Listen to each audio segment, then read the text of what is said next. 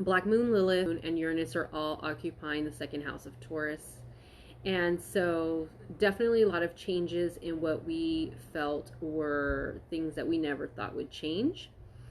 And we're going to receive an aha moment in the next couple nights. We're going to receive a realization about the way we've been stuck in our lives, whether mentally, emotionally, financially, in all ways. We're going to see how our belief systems have contributed to that. And we're going to receive an aha moment of how to fix it, or at least to accept what has been left behind or what needs to be left behind, so we can move forward with more clarity for our highest good. So it is time to reprogram our minds and the way we see our life and the way we see the world, because it is important for us to see how truly powerful we are as creator beings. And Uranus is a planet of greater insight, and it's going to be, that energy is going to be coursing through our bodies. So if you don't want this energy to feel restless, erratic, or angry, the best thing to do is to practice some sort of movement, exercise, stretching, sex, dancing, massage, things that move your physical body so that the energy courses through you balanced, in a balanced way. This will simultaneously balance you, body, mind, heart, soul, in all the ways, and allow you to be grounded. Remember, it's all about really caring for our bodies right now. Our bodies are a huge focus during these energies, and it's because it's about embodying spirit into within us and grounding, because Taurus is an extension of the body, of the physical matter, and we as humans and all sentient beings are extensions of Gaia herself. Now, with all that being said, the more we care for our bodies, the more we can receive the light codes, okay, and balance the energies here for a more harmonious environment. When we care for the body and we keep it in the correct balance and rhythm. That's why dancing is so important. Dancing gets us back into our rhythm and is very healing and really can align our body on so many levels so that we can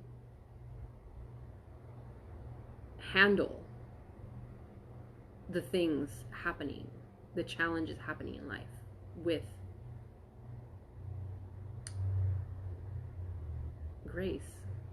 And so that brings me to the message that I channeled from Kali as a part of the cleansing purification process. This is the message that I received from Kali when I was channeling during my meditation. This is what came through. The magic of dance is transmutation. Handling adversity with grace is sovereignty. Dance can help you align. Dance is a fractalized initiation into correcting the rhythm in your life. Divine feminine is rising. True feminine power, the ever-flowing energy of the universe. The rise of the divine feminine comes from a strong place. It must be strong to break through to the other side. This is why I, Kali, am here. All who wish to channel the divine feminine energy of strength, fluidity, and flexibility will ride the changes easier and with grace, with great dignity, when they practice the dance of Shiva, with the courage of Lilith. A new day is dawning, but the old must die. Dark goddess will initiate you. During times of destruction, it is time for inner work. This is when magic occurs. When you fall, make it a part of the dance. Get real with illusions created in the age of Pisces that need to die. Because what has been dreamed of and up is manifesting in the age of Aquarius in real form. There are always perceived good and bad forces, polarities of everything, including in the age of Pisces and in the age of Aquarius. Understand that all things are cyclical, not linear.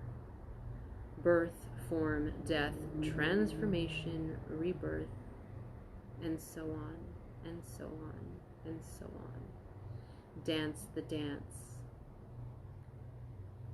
Get back into rhythm in your body, and you will see your life will align in every layer and aspect.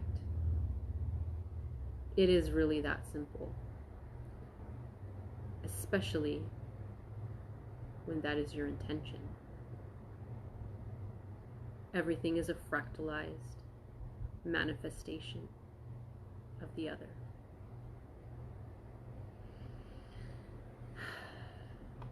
Okay, and transmission.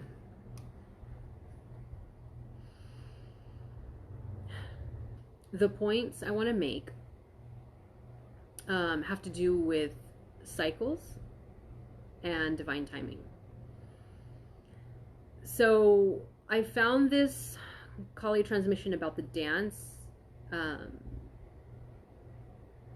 the patterns and the cycles very interesting, because for me it clicked the whole universal law of rhythm.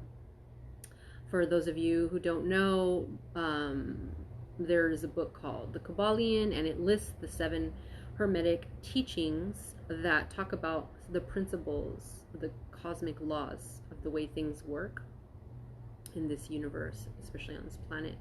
So one of them is the law of rhythm, and how all things have a rhythm, how all things have a dance, and that how it moves with the ebb and flow. And that connects with cycles, and it relates to balance, because when you have rhythm and you're dancing, you have balance, and it's the ebb and the flow, it's the to and fro, and this can be seen in the lunar cycles. Human nature is a reflection of Mother Nature, and we can't escape it. So when we are in alignment with these cycles on this planet, in our lives, when we understand that the lunar cycles are very much connected to the way we function, even the way things grow on the planet, we begin to understand that this, when we're in alignment with that, we are in alignment with divine timing, that all things are happening in divine timing. This is a bigger picture perspective as opposed to linear timelines. There's nothing wrong with linear timelines. They're helpful in the way that we are able to quantify and measure things and get things done on a step-by-step basis. And it's a slowing down of the process and getting to the nitty-gritty. Very important. But to balance that out, we must see things from a bigger picture and realize that the linear ways of seeing life are not the be-all and end-all. It is the cyclical spiral of life, the unendingness of it all, that is important to keep into perspective so that we stay with high spirits, hope, and faith, and understand that all things shall pass. So I want to bring up some really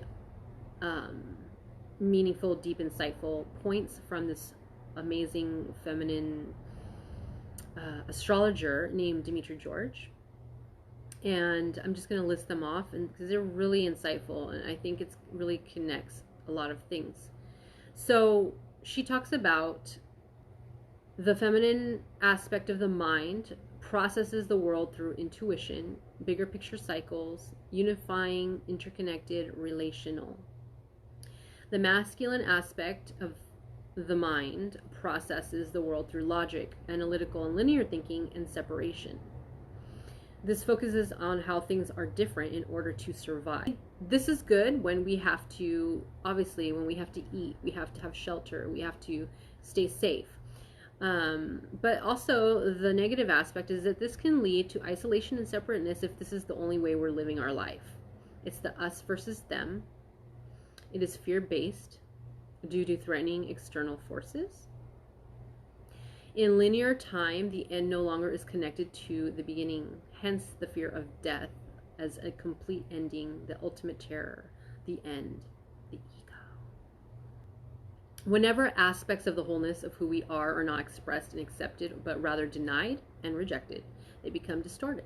So, do you see where I'm going with this? We have been living in broken cycles. This is a dysfunction in the way our society is living. I mean, we all can tell things definitely need some repair work, right? I mean, I'm not making that up. I do see the beauty in life, but there are things that could be improved. The feminine nature within us all has been rejected and denied as being sovereign. There needs to be a better way. The patriarchy, the way things have been established, have gotten us to a point so far, but now it is time to balance it out with the feminine aspect. And that is about compassion, unification, bigger picture, intuition, heart-based response. Knowing that all living things and all things have a consciousness and that everything is alive. Because there's respect when we realize that all things are alive, not just there as objects to be utilized. Again, I want to reiterate, there's nothing wrong with the male aspect of the brain, the left brain. We have two for a reason. There's not one better than the other. They must learn to coexist in balance for optimum alignment, ascension, happiness, joy, and expansion. Harmony. So, as we're entering this age of Aquarius, this doesn't mean that the rise of the feminine is about the fall of the masculine at all. I'm not about that, okay? I am not about that. I respect the male energy just as much as I respect the feminine energy. But we are being called right now to rise in the feminine because we are imbalanced. You can't do it in a way that is not standing in your power. There's many ways to do it, but it is to bring an equilibrium between the divine feminine and the divine masculine. It is about healing the toxic masculine structures that have created the world we are living in and that no longer works, but a lot of us are deprogramming that as we're waking up. So breaking down patriarchal structures is a must. Because the toxic masculine energy is now beginning to deteriorate the planet. And we can see it in the collective as everyone's arguing over who is right and who is wrong. Someone's taking a side. There's this side or there's this side. Polarity. Who is bad? Who is good? This is judgment. Judgment is egoic. Judgment comes from fear, and judgment is a very toxic masculine trait. When we fight and we divide ourselves, we are actually fighting against our own ascension, individually and collectively. We are fighting against the new earth that wants to emerge, that wants to rebalance the scales. Feminine, masculine, in balance and harmony. We are fighting the ascension to higher consciousness. So this is a lot about taking the time to be still and observe and to be neutral and to stop taking a side and to see things from a bigger picture, from a compassionate, unifying, relational, conscious, bigger picture. We are in the collective dark night of the soul, and it's not going to be sunshine and roses. It's important to love ourselves regardless, to forgive ourselves and others, to have compassion for ourselves and others, and to trust. That might have been a long rant, but it was coming through, so I've shared. Venus is in Libra, and then Chiron and Mars are in Aries, so they're opposing. So how I'm seeing it is that Venus is giving Mars and Chiron the Care Bear stare right now. She is sending love and support to the individuals and the collective to heal the root of the problems we are facing, our worthiness issues that we are projecting onto the world. Not feeling worthy because we have judged ourselves so harshly, and now we judge others through projection. So this wounded child is the byproduct of the inherited dysfunctional communication between the female and male energies that are imbalanced. And Chiron is assisting Scorpio in healing childhood patterns revolving around power struggles, betrayal, and hidden hostilities that were being internalized, then released out into the environment. This is a great time to discover how our communication has created imbalances and disharmony in our personal lives, even or as people, and how it's extended out into the world around us as a collective. Think about all the people in the world and how we come together and create what we create. But there is a chance for healing here, and that comes from vulnerability and compromise. So I'm going to end it with the last transmission that I received from Gaia, Earth Mother. All right, let's see. We are currently going through a dark phase in the cycle of life, the transformation state between the age of Pisces and the age of Aquarius. We are in the growing pains and the awkward stage. A time where we are called to go within. Those who choose not to go within, to not do the inner work, the shadow work, will be more susceptible to panic and fear from outside forces, and only prolong suffering, individually and collectively. Some people rather deal with fear of the external rather than face their own internal self due to self-worth issues, afraid of what they might see that might deem them unworthy. No one is unworthy by the very fact that they exist. It takes a certain amount of courage, faith, and self-love to jump into the abyss of our internal fears that seem like a bottomless pit. The other. But this is what is being called for us to do. It is said that most people will never jump until the pain of their current reality has become more great, that it outweighs the fear of the unknown. Some never jump, but have to be pushed off the edge. But we don't have to wait until we are suffering to face our shadow. We have the choice to take the initiative and to initiate. It's less traumatic. When we trust we will be safely caught, we can take that next step. So know that you are safe. The last few months of 2020 is a dark period in the lunar cycle. It is best spent in reflection and rest. Holidays are a challenge because they push us out of our biological alignment. In regards to cycles, when we begin to learn that everything is a cycle and learn how to work with these cycles, the ebbs and flows of life, we can rest more assured of the inevitable progression of unfolding events without fixating on the details. Society is in chaos mode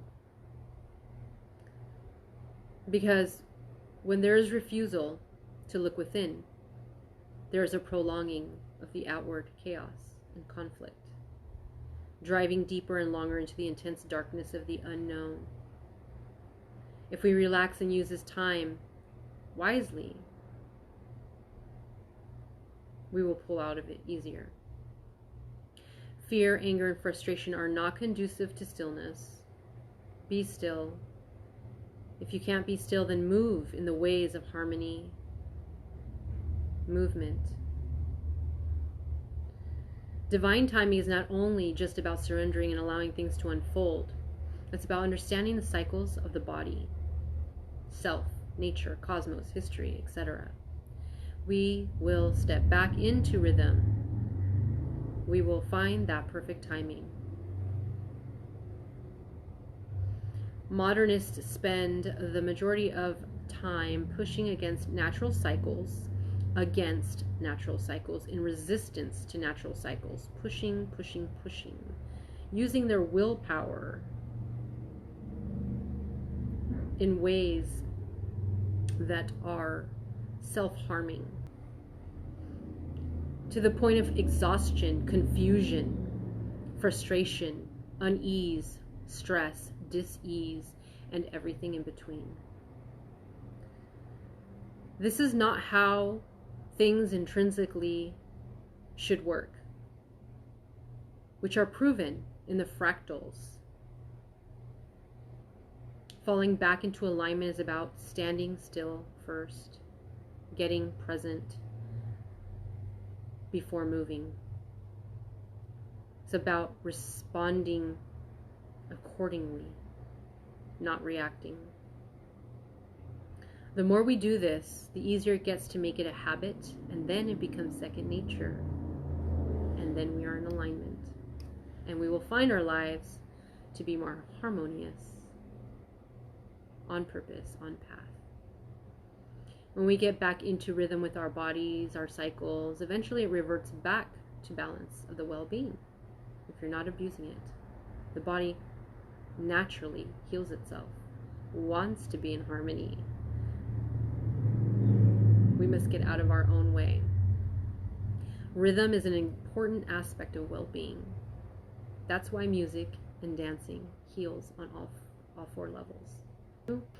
Okay, I hope that was insightful. Thank you so much for your time, and if you have any questions or feedback or thoughts, please leave a comment. I would love to read them. And I think that's it.